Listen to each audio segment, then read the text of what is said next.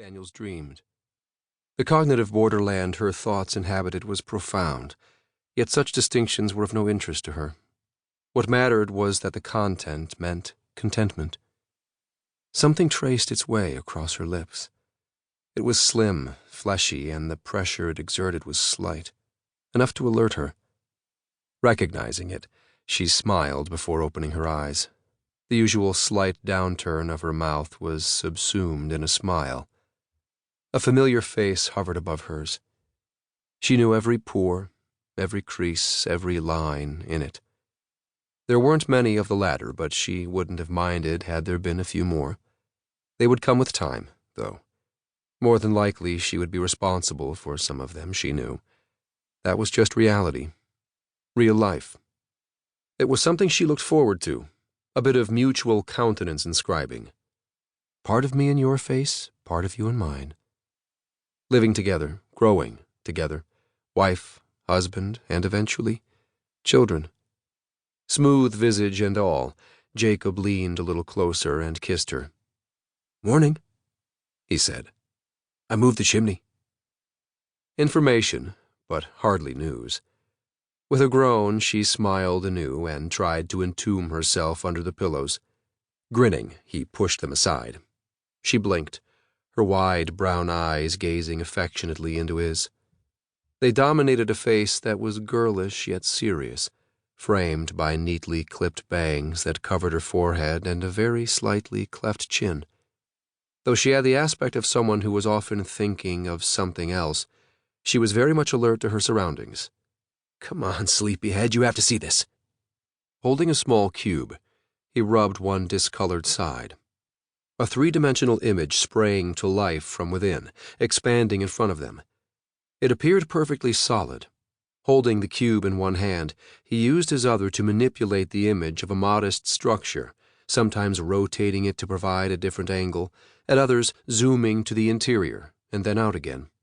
With a single finger gesture, he imposed notations on the image, occasionally enlarging them to make them easier to read, sometimes shunting them aside. Finally settling on the perspective he wanted, he nudged a profusion of notes out of the way to permit an unobstructed view of the building.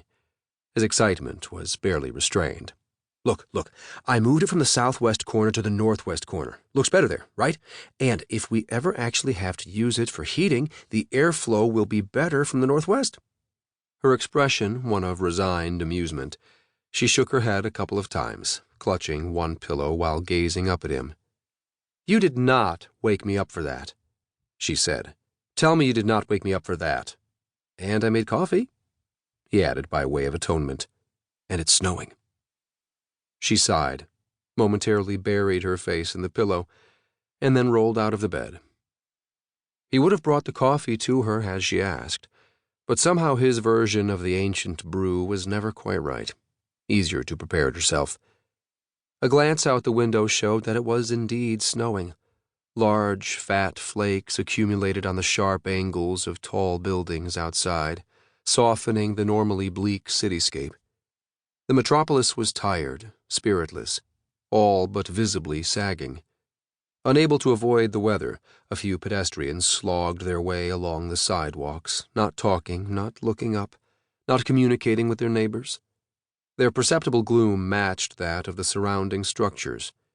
In the weather, their lives, and their prospects, they took no joy. Coffee in hand, 2 creams, 2 sugars, she wandered back toward the bed.